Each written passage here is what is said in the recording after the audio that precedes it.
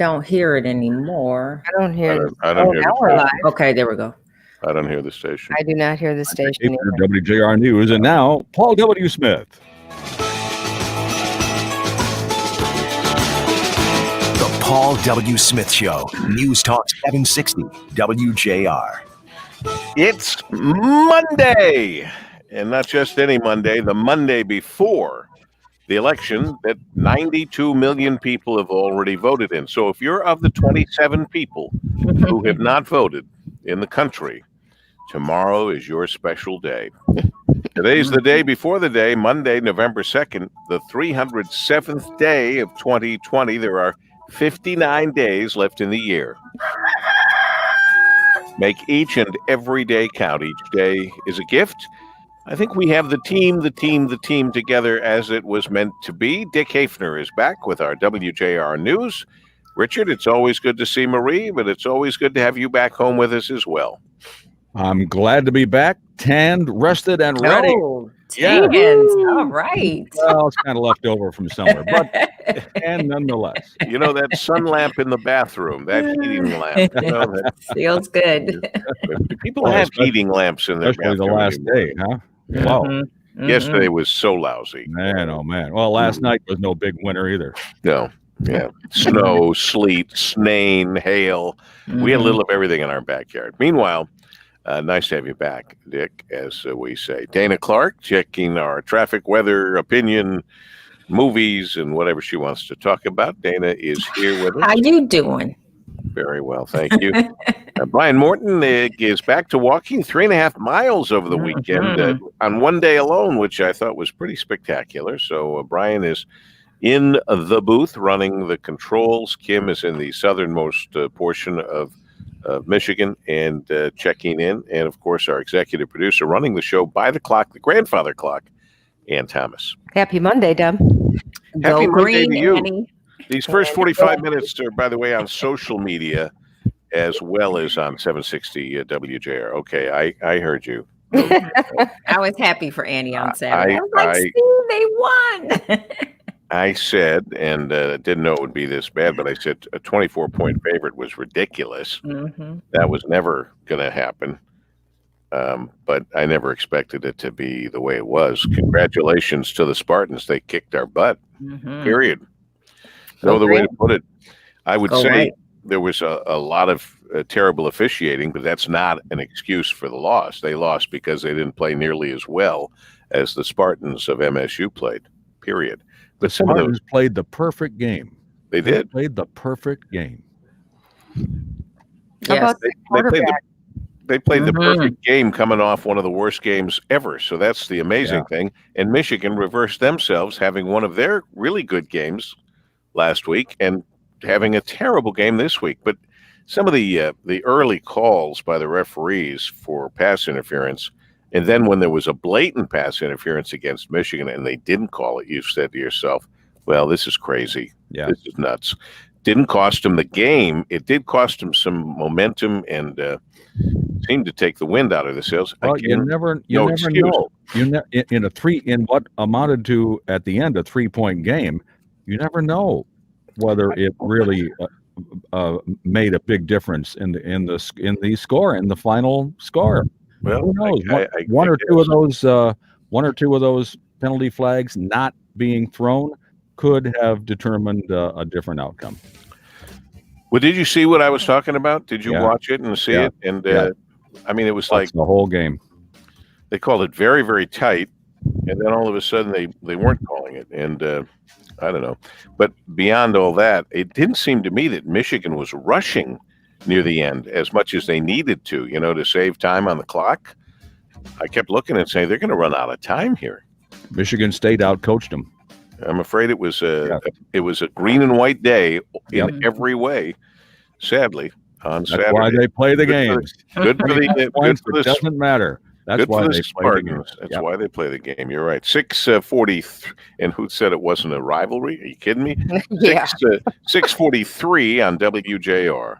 This report is sponsored by Compassion International. We're all feeling the weight of COVID-19, but for kids in poverty around the world, things are becoming desperate. Join Compassion International and provide for a family in poverty. Make your one-time $40 gift. Text HOPE to 83393. And we've got it, our WJR Traffic and Weather first, and we've got Dana Clark on this Monday morning. Dana? Paul W., you have to change your clock. You said 6:43. Oh, you know what? This is my atomic clock.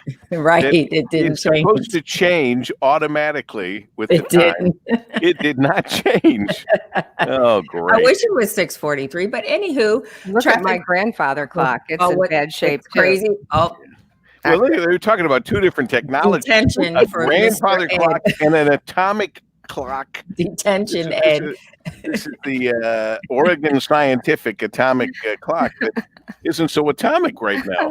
We have 2 violations here starting the day, but We're a get back mess. to- We're a mess. Oh, man. Traffic first sponsored by Guernsey Farms Dairy. Guernsey's newly remodeled restaurant is now open for carryout. Their dining room is open Wednesday through Sunday, 11 a.m. through 9 p.m. Enjoy great food, drinks, and laughs, and visit their ice cream parlor and store for Guernsey's award-winning ice cream, milk, and lemonade. For more info, visit GuernseyFarmsDairy.com. Some activity out there on the roadways already. 75 southbound at Dixie Highway. A wreck is blocking the right lane. Disabled vehicle in St. Clair. This vehicle has been there for a couple of days now. 94 eastbound after Gratiot. Disabled vehicle blocks at right shoulder. Now, WJR Weather first from the Weather Channel, sponsored by Operating Engineers 324. Operating Engineers 324 run the heavy equipment that's building Michigan's roads. Remember to slow down, pay attention in work zones. For the workers' safety and yours, OE 324, we build, we operate, we maintain. Visit OE324.org. A gusty west-northwest wind pushing you around this morning, putting a little chill in the air. Partial clouds as we get through the daytime hours today, with a high 47, windy at times. And we'll keep the wind through tonight, partly cloudy 36, but dying down toward morning. Election day looks good. Plenty of sunshine with a high near 56. From the Weather Channel, meteorologist Ray Stagik on News Talk 760 WJR. 30 degrees at 5:45 on WJR. Rush Limbaugh with us, noon to 3, Monday through Friday, and stops by first thing in the morning. Good morning, Rush. All right, folks, get this Washington Post headline. D.C. housed the homeless in upscale apartments. It hasn't gone as planned.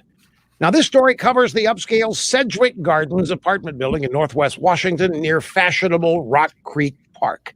It's listed on the National Register of Historic Places.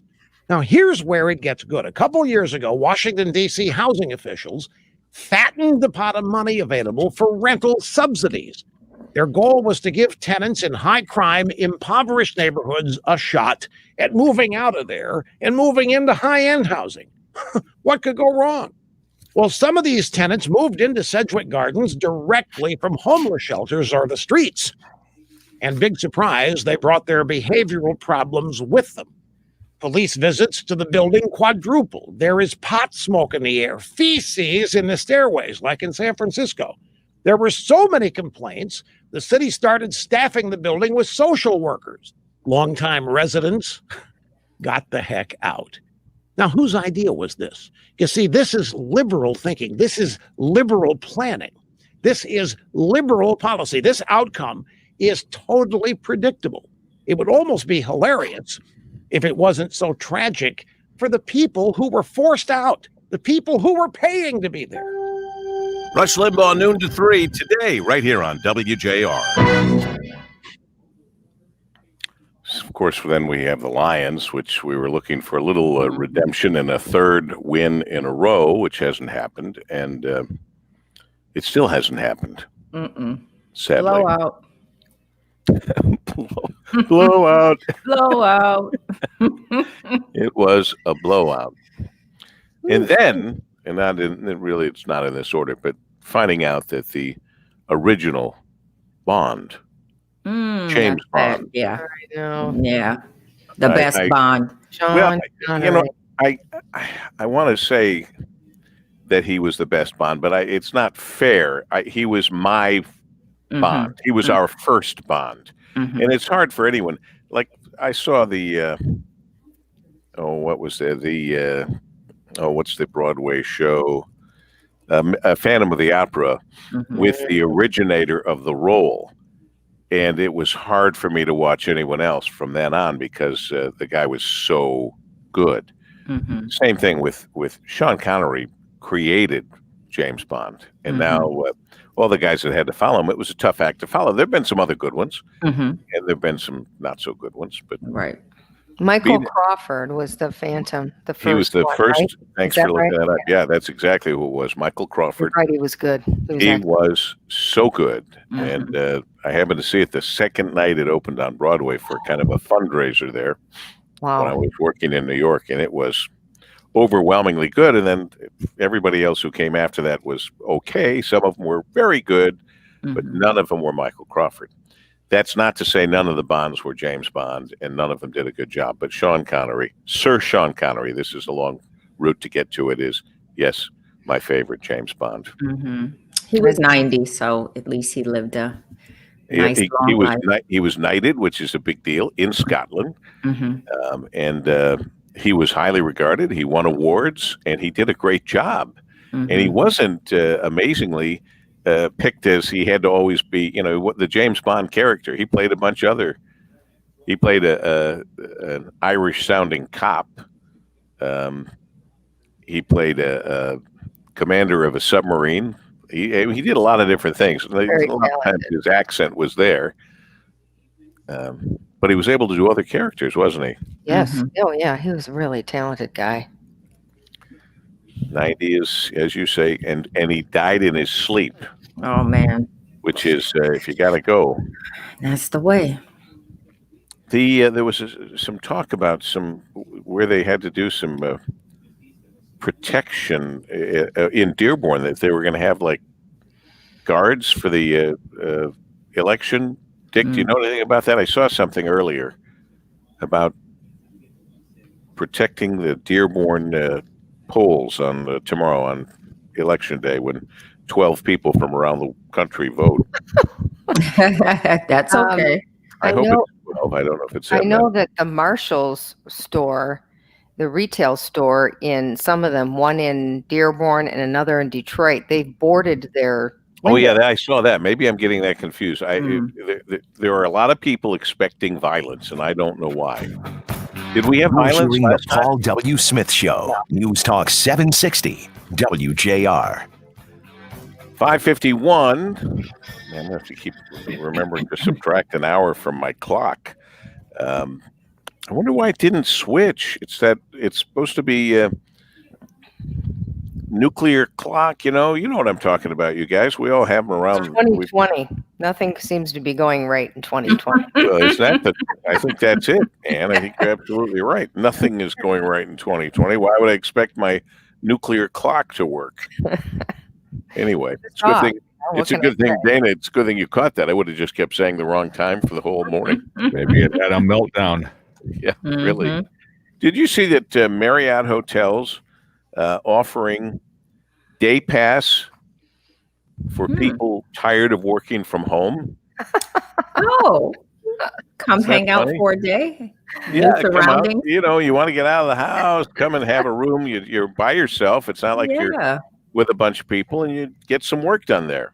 I think that's a great idea. Great promotion to try to get people, hey, what else you going to do? So, the funny thing is, I've always got a story, but this story was many years ago in New York, and I've talked about this before, befriended Marvin Hamlish before I went to New York, then in New York, reestablished, and he used to get a hotel room. He had a fabulous apartment on the Upper East Side. I mean, fabulous apartment, big. But he used to go down the street and go to one of the famous hotels. I can't remember now, but you guys know the various names. Somebody throw out a name. The Hilton. The Ritz. The Ritz, the Hilton. Four Seasons. There's Four Seasons I loved in New York. Peninsula. When it was on the 57th Street. I don't know what happened. Four Seasons moved, and I have no idea how it is now. But the more New Yorkish kind. But anyway, forget that. Intercontinental. But what are some of the like boutique-y ones that pretty famous? Woody Allen plays his flute, and one of them goes into the Waldorf Astoria. Yeah, names like that. Waldorf Astoria, the ones that are real New York, right there. Although I know Waldorf Astoria owns a lot of different ones.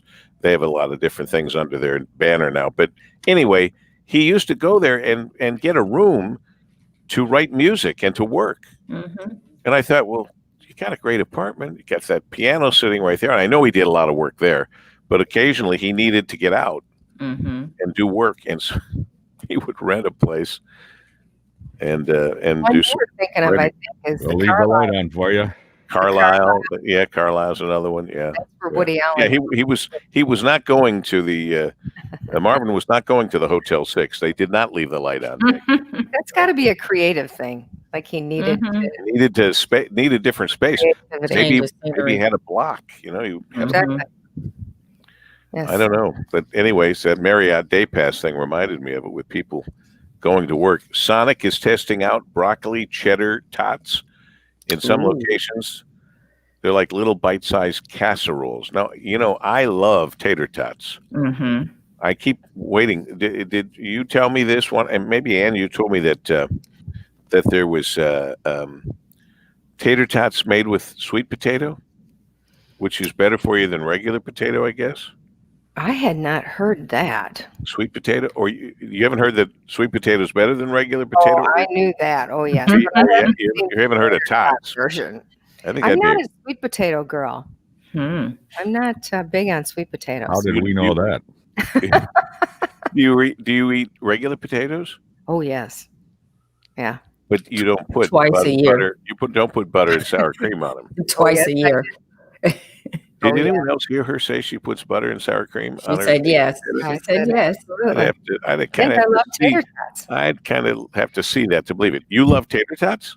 I love them. I remember the ones I told you about the other day in the air fryer. That's the way to go. Yes, you did. You said you love them that way. Kim tells me we have tried sweet potato tater tots. Thank God for Kim. I would only live half a life without Kim. Right. Kim and Ann remind me of everything. No, you did do that. Oh, yes, I did that. It was fabulous. Oh, boy. All righty. So I had the sweet potato. And she says I was not impressed. That's why I didn't remember. Right. Oh, okay. Do the Sonic onion rings. Oh, Really good. really? Okay. They're hard to beat. Really? Oh, why do we get to? Why do we food start first in the down morning? this road? Did anyone see this in the Atlantic, which also said the president called soldiers bad names, and even after 5 people who were with him said that didn't happen, they keep using it over and over again. But how about this with our governor in the New Atlantic? Pretty dramatic, huh? Yes. Look at that picture. Yeah, Very. well, the plot to kidnap me. Oh. That's her story in the Atlantic. So if you haven't seen enough about it or don't feel you know enough about it, there it is. What a year, what a year, what a year, what a year. And I'd like to say it all ends tomorrow when everyone remembers, those 12 people who haven't yet voted, remembers to vote. Stop saying 12. A lot of people are going to vote tomorrow. 93 million people have voted. In some states, more people have already voted in advance than voted all of the last election. That's wonderful. What could go wrong now? It is 5:57 at WJR. This report is sponsored by Compassion International. We're all feeling the weight of COVID-19, but for kids in poverty around the world, things are becoming desperate. Join Compassion International and provide for a family in poverty. Make your one-time $40 gift. Text HOPE to 83393. And let's check it. Our WJR Traffic and Weather first, Miss Dana Clark. And we have 75 southbound at Dixie Highway. A wreck there is blocking the right shoulder. Also, new accident 94 eastbound at Mount Elliott. The right lane is blocked there. Disabled vehicle 94 eastbound at Gratiot. This is in St. Clair. It is blocking the right shoulder. Now, WJR Weather first from the Weather Channel, sponsored by the Metro Detroit chapter of Sheet Metal and Air Conditioning Contractors National Association, SMACNA. SMACNA contractors fabricate, install, and service heating and cooling, ventilation systems, build metal roofing, and much more for your commercial, industrial, public, or residential project. They take all the necessary precautions, getting the job done right and on time. Hire Detroit's best. Visit smacnad.org. Very chilly start, partly cloudy. Currently 32 degrees, going up to 47 today. Some sun, some clouds mixed, but still quite windy out there. Tonight, partly cloudy, your low 37. Tuesday, a bit of a warm up begins, partly cloudy skies and a high of 54. On hump day, we hit 64. I'm Dana Clark, WJR News with Dick Hafner in 2 minutes. So here's a story that wasn't picked up nationally, thank goodness, but it probably will be or was somewhere else. But Melissa Nan Burke in the Detroit News on Friday, under the headline, Michigan voters fear post-election violence and foreign interference. Mm-hmm. We know that the foreign interference has been ongoing, and that's been going on for a lot of elections. It hasn't really, well, it might have changed the outcomes by convincing people through nefarious ways, with the help, by the way, of the social medias, which, by the way, I followed my assignment. I didn't get it the next day like I thought I was, but over the weekend, I did watch that show that I suggested that we all watch on Netflix, The Social Dilemma. Mm-hmm. And I have to tell you, I am, just so you know, because I'm not active on it anyway. The station might be active. I'm deleting all these things. I'm not having Facebook on my phone anymore. Mm-hmm. I don't use my computer for that sort of stuff. And when you see Social Dilemma, you will get out of all this stuff. And good luck trying to get your kids out. That's going to be a very difficult thing. But the manipulation that takes place that we never even thought of, and the way it's affected everything in our society, including this election, the anger and meanness that's coming through in this election has been fed by social media. And the way they only send you stories they know you want to hear and read. So therefore you say, well, everyone thinks the way I do. And like Ann and I talked last night on the phone, most people, thankfully, don't have to watch all the different news channels that we do because of what we do. So we see that there's a huge discrepancy between CNN and Fox, for example. That's pretty well known. But what should be well known, too, is that a lot of people who watch Fox never watch CNN. A lot of people who watch CNN never watch Fox. And so they think that those strong opinions and the way the news is presented by either one of them is it. That's the news to them. And they are very wrong. Yes. And it's causing real trouble. And all the social media people are doing is licking their chops and making more money than any businesses in the history of business. And I think that we, the people, should take control and want to hear different viewpoints and opinions and, really crave that kind of information just to see what else is going on out there. I think we did, and we used to. Right. I think listening to one viewpoint, wow. Well, social media has done a tremendous, and in this meaning of tremendous, a horrific job on the American people and around the world as to what life is and what they are responsible for the anger and the people thinking, how could those people think that way? Don't they get it? Because those people that say that don't have any other viewpoint to go off of.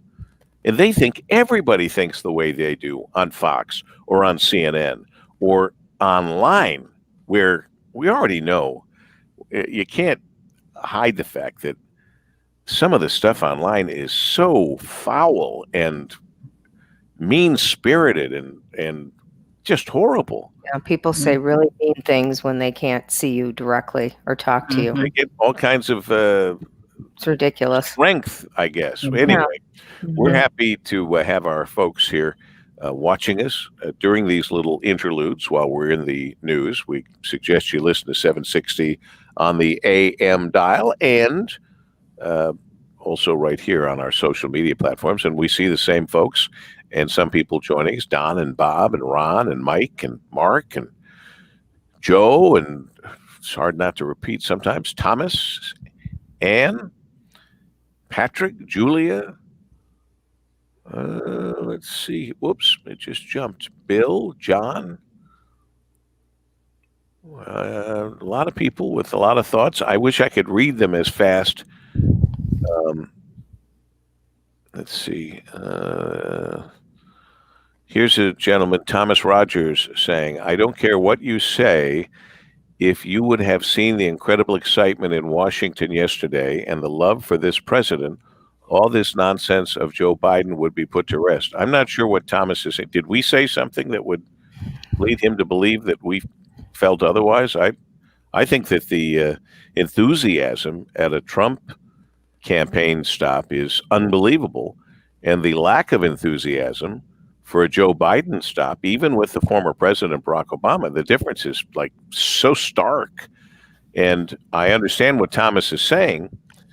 I hope that the Trump people understood the significance of the Democrats controlling early voting and understand that 92 million plus people have already voted. That's not to pretend that they all voted for Donald Trump, but I can promise you a very good percentage of them did, because they were probably driven to the clerk's office by somebody in the Democrat Party or a Democrat supporter.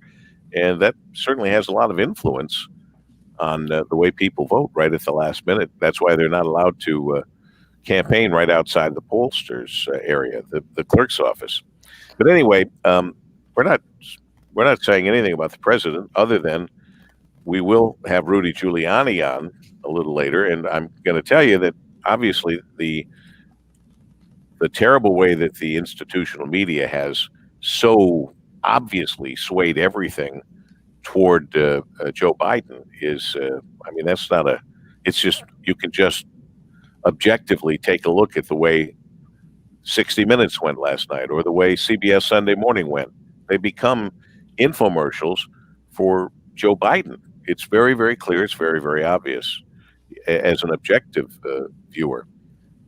So it'll be interesting to see what happens. But through the end here, it's embarrassing is one word that comes to mind. I'm not sure what the best word is.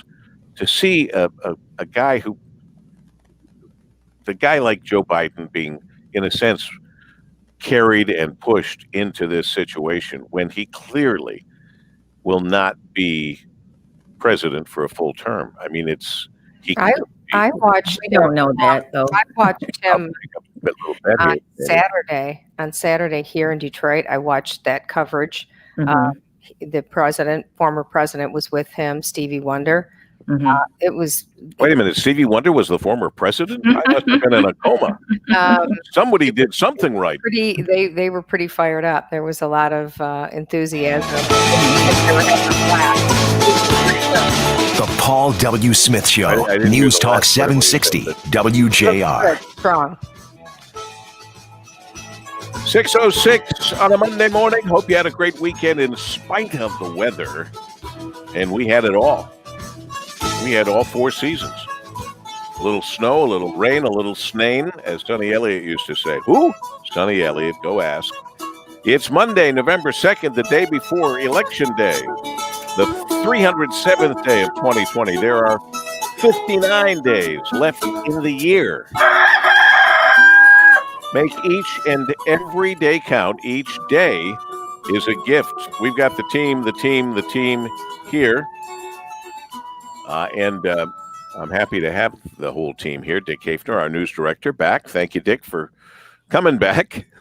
Tanned and rested. Tanned, rested, and ready. Yeah. Tanned, rested, and ready. Absolutely. Dana Clark, tanned, rested, and ready. Mm-hmm. Traffic, weather, movies, restaurants, etc. Ryan Morton pressing all the right buttons. Mike Kim saying, okay, so you're giving up Facebook, which I'm not active on. Am I giving up TikTok? And I guess you could add to that, am I giving up Instagram? At the moment, I'm not giving up Instagram. I haven't decided on TikTok. I just love those. There's either unbelievable feats, athletic feats, and other things, or they're little babies that are as cute as can be, or they're little dogs. So, I mean, that's kind of what my TikTok consumption is, but that's also controlling TikTok, and I don't see it on Instagram, but I don't know. When you see that show, you start to realize the social dilemma on Netflix. you don't know what's happening to you. They are so sophisticated in the way they control us and control everything is totally frightening. And the only way we can stop it is to take it away from them. So that's why I'm going to get rid of it, starting off with Facebook, I guess. Dick, during the news, I brought up this column, Michigan voters fear post-election violence, foreign interference. From hearing from our governor and hearing from our attorney general, I'm getting the impression that there must have been violence and trouble 4 years ago, but I don't remember that. I don't remember it either. At the clerk's offices, at the polls, wherever you're voting, in the church or the firehouse, I do not remember any reports of it being a violent activity. No, I don't either. So again, this is kind of some of the manipulation of what's going on around us. Meanwhile, that's a headline. Detroit News, Michigan well-trodden in presidential race. I think I did write it in my column that runs today, Monday, in the Detroit News and online. I don't know if sometimes they're totally different, but sometimes they're the same, my columns. But I did say, shoot, after tomorrow, we won't run into the president or the former vice president in Kroger's anymore. Or their aunt, uncle, cousin, person that knew their aunt, uncle, or cousin, or somebody who once worked on their car.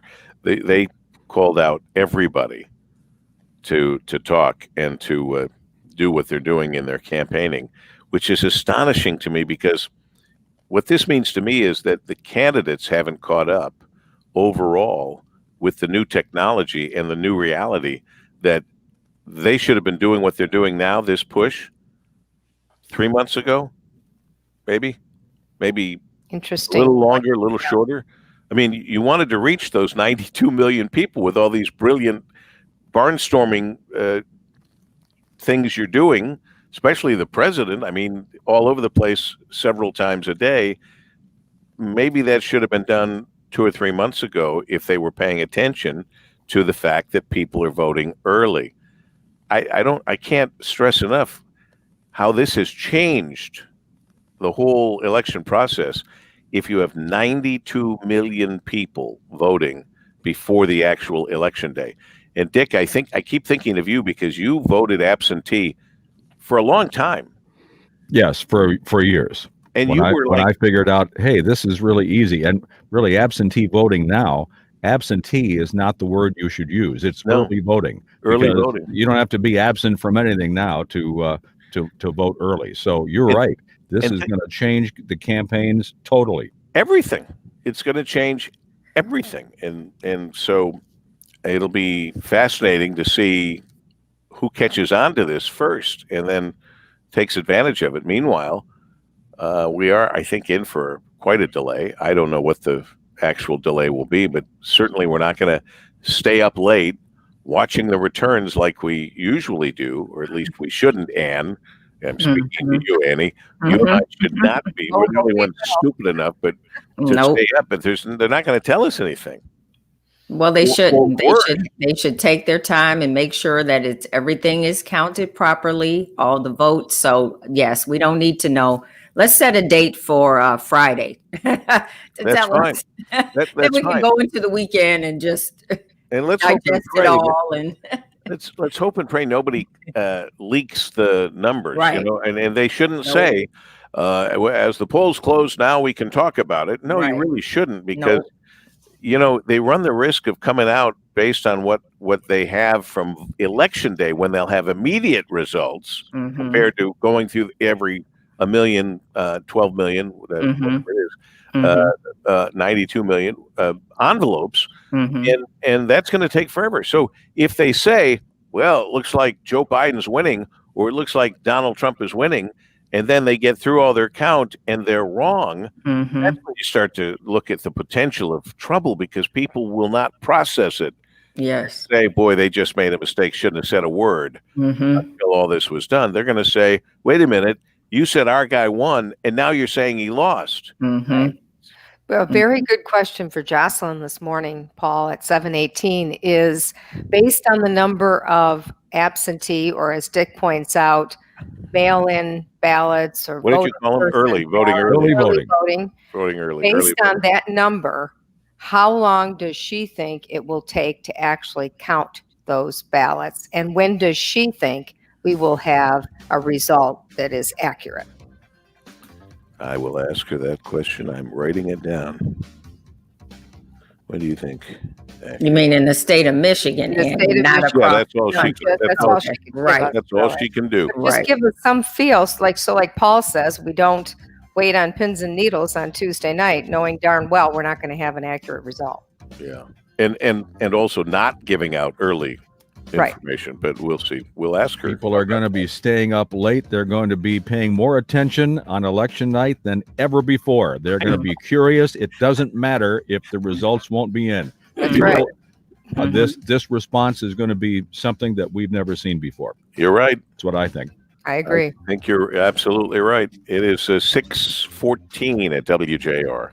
This report is sponsored by Compassion International. We're all feeling the weight of COVID-19, but for kids in poverty around the world, things are becoming desperate. Join Compassion International and provide for a family in poverty. Make your one-time $40 gift. Text HOPE to 83393.